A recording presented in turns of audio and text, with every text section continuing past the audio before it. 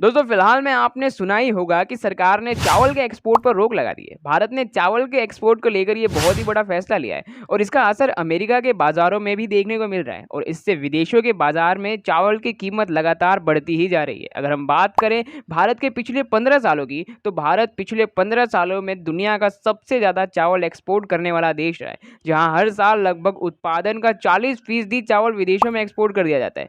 लेकिन अचानक से भारत सरकार ने अमेरिका के साथ के कई देशों में चावल के एक्सपोर्ट पर बैन लगा दिया है। अभी तो सिर्फ शुरुआती दौर में ही यूएसए के साथ ही विदेशों के बाजार में दाम बढ़ने से हाहाकार मच गया है, लेकिन आने वाले टाइम में और इसका क्या क्या इफेक्ट पड़ेगा वो तो टाइम ही बताएगा। लेकिन अगर हम बात करें कि क्यों अचानक से सरकार ने चावल के एक्सपोर्ट पर बैन लगा दिया है और इससे भारत के बाजारों के साथ साथ भारत की इकोनॉमी पर क्या इफेक्ट पड़ेगा, जानने के लिए देखिए अंत तक। तो जैसा कि आपको पता ही है कि आजकल महंगाई पिछले सालों से कई ज़्यादा बढ़ गई है। सब्जी हो या फल, हर चीज़ों के दाम लगातार बढ़ते ही जा रहे हैं। ऐसे में सरकार ने यह फैसला कहीं ना कहीं आने वाले 2024 के चुनावों को ध्यान में रखकर लिया है, क्योंकि अगर चावल के साथ साथ सभी चीज़ों के दाम में गिरावट आती है तो इससे सरकार के वोट बैंक पर बहुत ही ज़्यादा फायदा होगा। और दूसरा कारण भारत का मौसम है। कई भागों में ज़्यादा बाढ़ आ जाने के कारण सब्जियों की फसल बर्बाद हो गई है, तो कहीं बारिश न होने के कारण सब्जियों की फसल बर्बाद हो गई। इससे लगातार दाम बढ़ते ही जा रहे हैं। धान की फसल के साथ भी ऐसा ही हुआ है। पंजाब, महाराष्ट्र और पश्चिम बंगाल, जो कि राइस के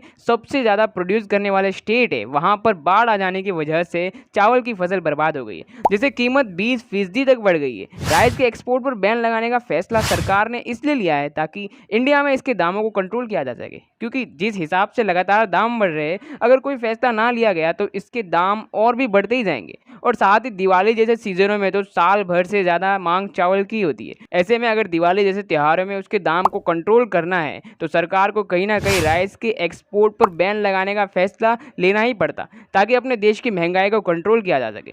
लेकिन ऐसा नहीं है कि चावल के एक्सपोर्ट पर पूरी तरीके से बैन लगा दिया गया है। कुछ नियमों के अनुसार इसका एक्सपोर्ट अभी भी जारी है। सरकार के फैसले के बाद से इसका एक्सपोर्ट बैन किया है, लेकिन एक्सपोर्ट के लिए गोडाउन में अभी तक जितने भी चावल हैं उन सभी को एक्सपोर्ट किया जाएगा। साथ ही सिर्फ बासमती चावल को ही विदेशों में एक्सपोर्ट किया जाएगा। और इसका कारण ये है क्योंकि आमतौर पर बासमती चावल भारत में ज़्यादा यूज़ नहीं किया जाता है। बासमती के अलावा सभी चावल को इंडिया में ज़्यादा यूज़ किया जाता है और सरकार ने ऐसे ही चावलों के एक्सपोर्ट पर बैन लगाया, यानी कि गैर बासमती चावल के एक्सपोर्ट पर बैन लगा दिया है, जिससे महंगाई को कंट्रोल किया जा सके। पर अगर हम बात करें कि किन किन देशों में चावल के एक्सपोर्ट पर बैन लगाया है, तो उसमें थाईलैंड, इटली, स्पेन, श्रीलंका और अमेरिका जैसे देशों पर बैन लगा दिया गया है। और साथ ही बात करें कि भारत ने अब तक कितने टन चावल एक्सपोर्ट किया है, तो साल 2021-22 के आंकड़ों के अनुसार भारत ने $2.62 मिलियन के चावल को एक्सपोर्ट किया। साल 2022 से 23 में ये बढ़कर $4.2 मिलियन अमेरिकी डॉलर चावल को एक्सपोर्ट किया।